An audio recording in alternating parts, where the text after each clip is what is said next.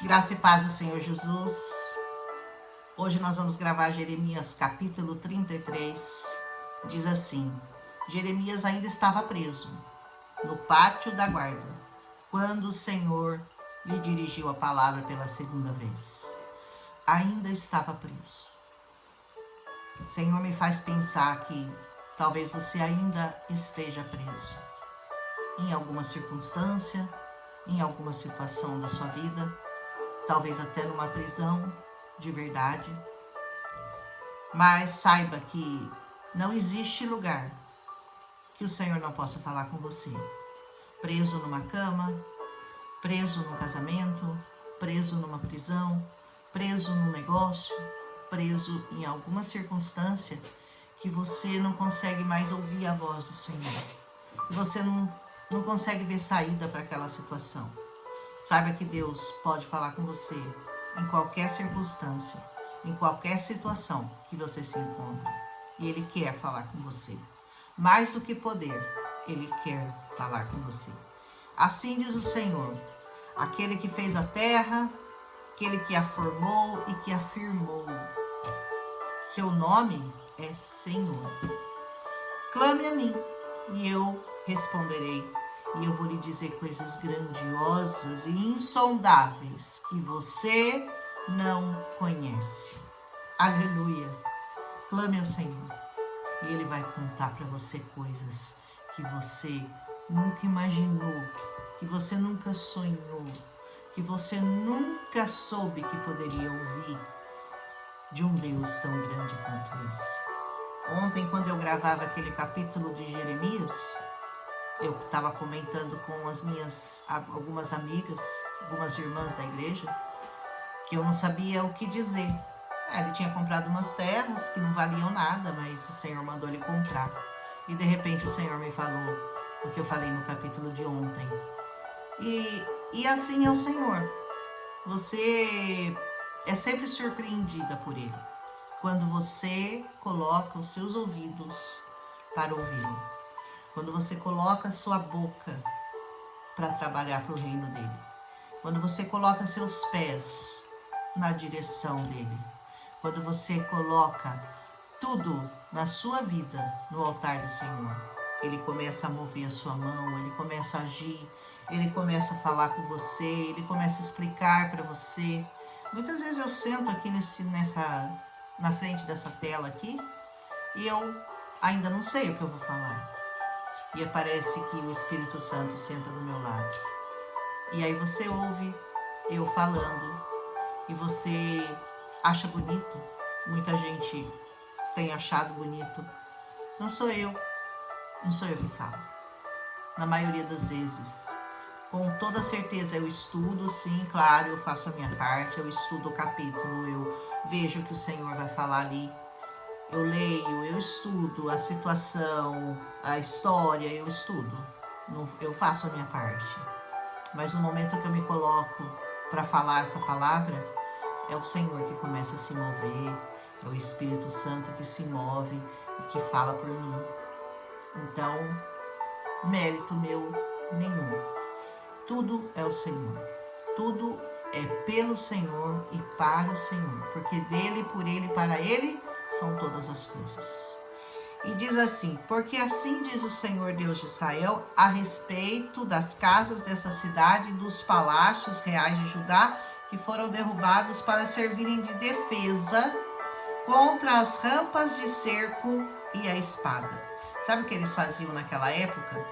Eles derrubavam as casas para poderem fazer como se elas fossem rampas de acesso e as árvores e tudo, para eles poderem subir nos muros e ficar em volta dos muros, para poderem se defender. Então eles derrubavam as casas e faziam rampas para poder ficar em volta dos muros de Jerusalém. E ali eles podiam se defender. Amém? E ele diz assim, na luta contra os babilônicos, mas ele diz, elas ficarão cheias de cadáveres, dos homens que eu matarei no meu furor. Ocultarei dessa cidade o meu rosto por causa da sua maldade. Muitas vezes a gente ouve falar de guerras, rumores de guerras, E a gente não entende porque o Senhor permite esse tipo de coisa na humanidade. Saiba que tudo isso acontece por causa da maldade e do pecado do próprio ser humano. Não é por causa de Deus.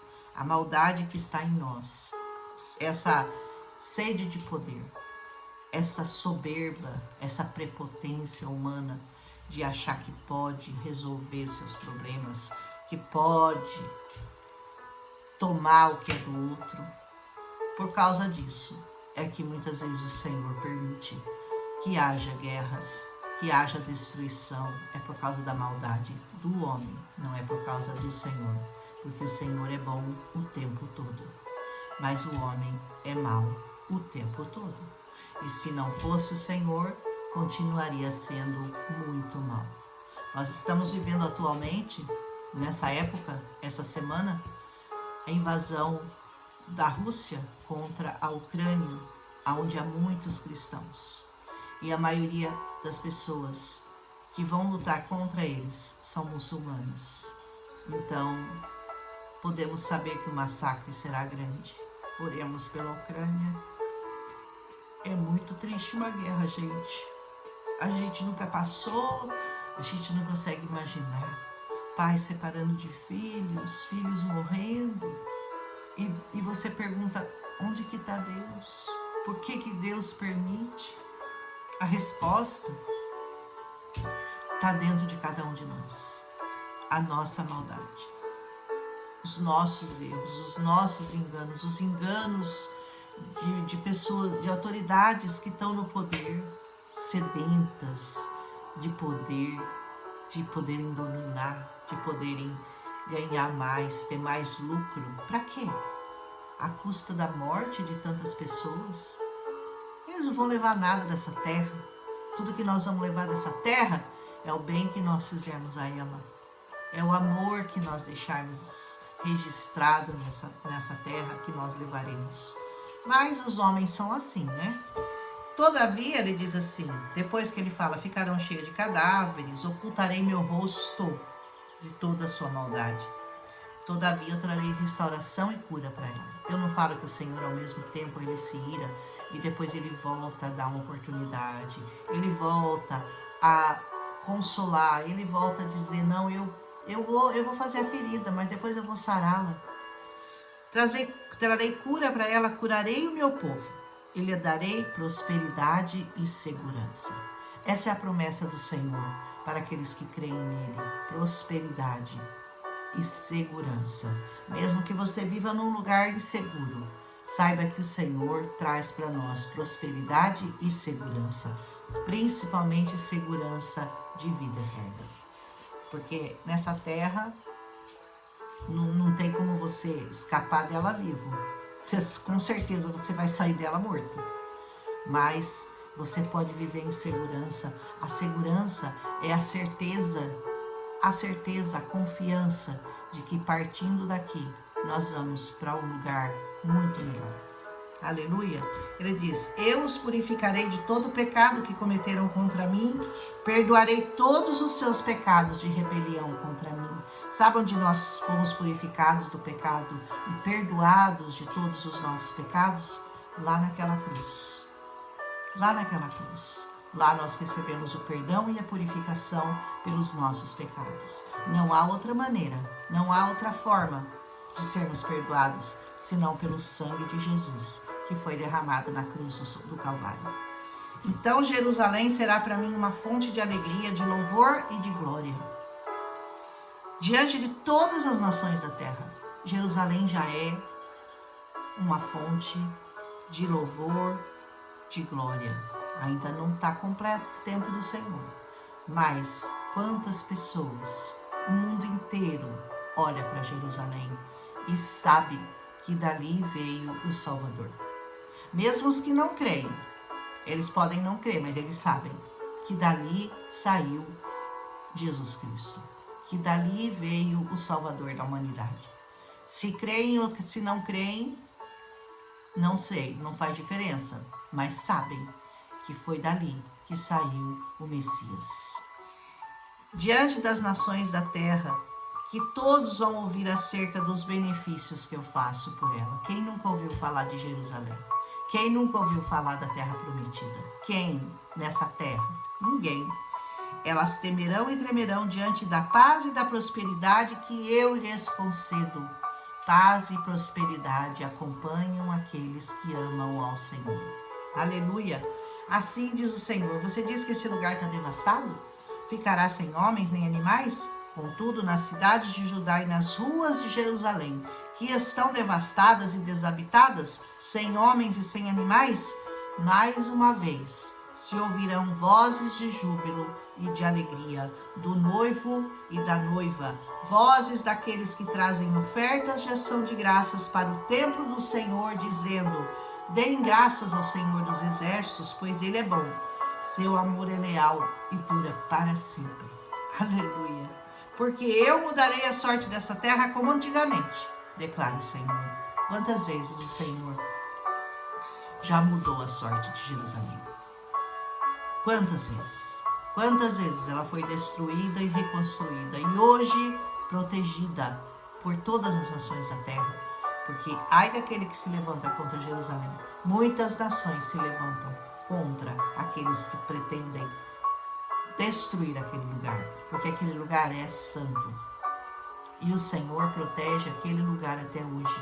E todas as nações concorrem para aquele lugar, visitam aquele lugar e creem no Deus que os livrou, que os salvou, que nos lavou, que nos purificou com seu sangue.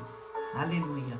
Assim diz o Senhor: nesse lugar desolado, sem homens nem animais, haverá novamente pastagens, onde os pastores farão descansar seus rebanhos em todas as cidades. Ah, o Salmo 23, né? Senhor, me faz descansar em verdes pastos. Assim é a alma daquele que confia no Senhor. Assim é a alma dos que vivem pela fé, daqueles que sabem que o seu Deus vive e o seu Deus reina para sempre. Dias virão, declara o Senhor, em que eu cumprirei a promessa que eu fiz à comunidade de Israel e à comunidade de Judá. Naqueles dias e naquela época, farei brotar um renovo justo. Eu já falei desse renovo várias vezes. O renovo é o Senhor Jesus. Da linhagem de Davi é o Senhor Jesus. Ele fará o que é justo e o que é certo na terra. Naqueles dias, Judá será salva. Jerusalém viverá em segurança. E esse é o nome pelo qual ela será chamada: o Senhor é a nossa justiça. O Senhor Jesus é a nossa justiça. Porque assim diz o Senhor: Davi jamais deixará de ter um descendente que se assente no trono de Israel. Descendente de Davi. Reina até hoje. Ele vive e reina para todo sempre. Nem sacerdotes que são levitas deixarão de ter um descendente que esteja diante de mim, para oferecer continuamente holocaustos, queimar ofertas de cereal e apresentar sacrifícios.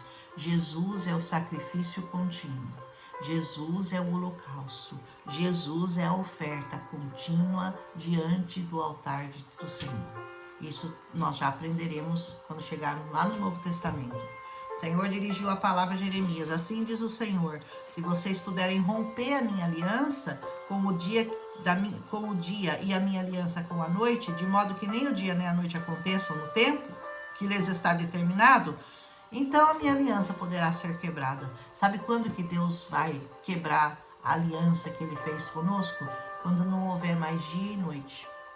Ele está dizendo aqui, quando não tiver mais dia nem noite, aí pode dizer que nesse dia eu quebrei a minha aliança. Caso contrário, jamais será quebrada.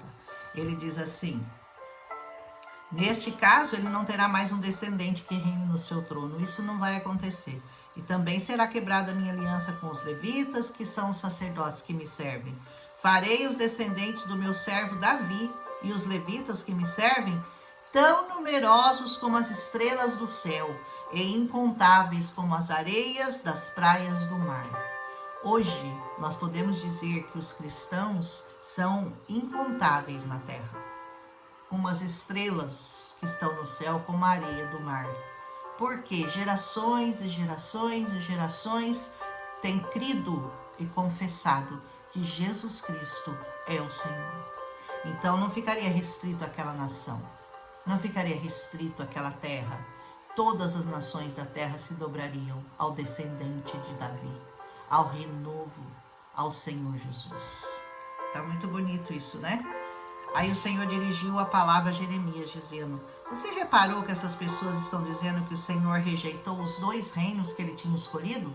Judá e Efraim? Elas se separaram, vocês lembram, né? 10 tribos de um lado, 2 tribos do outro. Por isso desprezam o meu povo, e não mais o consideram como nação. Assim diz o Senhor, de novo: se a minha aliança com o dia e com a noite não mais vigorasse, se eu não tivesse estabelecido as leis fixas do céu e da terra, então aí sim eu rejeitaria os descendentes de Jacó. Caso contrário, não. Caso contrário, não. Não vai rejeitar jamais. E do meu servo Davi. Eu não escolheria um dos seus descendentes para que governasse os descendentes de Abraão, de Isaque e de Jacó. O descendente de Davi, que também é descendente de Abraão, Isaque e Jacó, hoje nós sabemos, é o Messias, que os judeus ainda esperam, mas que nós sabemos que já chegou, que já veio, que vive e que reina para todo sempre. Louvado seja o nome do Senhor. Mas eu restaurarei a sorte deles, e eu lhes manifestarei a minha compaixão. Deus já demonstrou para você a sua paz, a sua compaixão. Ele já lhe deu um rei, ele já te deu um Senhor. Obedeçam, creia nele, confie nele, siga em frente, para que essa história sempre tem 2 lados. A história que a Bíblia conta sempre tem 2 lados. O da maldição, o daqueles que não confiaram no Senhor, o daqueles que foram viver do seu jeito, da sua forma, sem querer ouvir, sem dar contas e sem dar valor às palavras do Senhor, e aqueles que vivem debaixo da promessa, debaixo da unção, debaixo da obediência. De que lado você está nesse momento? De que lado você está? Você está ao lado do Senhor ou você está do lado do mundo, da cabeça desses homens malucos que fazem guerra, que declaram guerra porque querem seguir a malvadeza do seu coração mal? De que lado você está? Ou você entra pela porta estreita, que é o Senhor Jesus, ou você vai para a porta larga. Mas o caminho da perdição, você sabe que vai encontrar na porta larga. E o caminho da salvação é a porta estreita, é o Senhor Jesus, é a obediência. Leva a sua mente cativa, presa, prisioneira, ao conhecimento de Cristo Jesus, o nosso Senhor e o nosso Salvador. Amém? Bonita essa palavra de Jeremias 33. Um abraço em Cristo Jesus.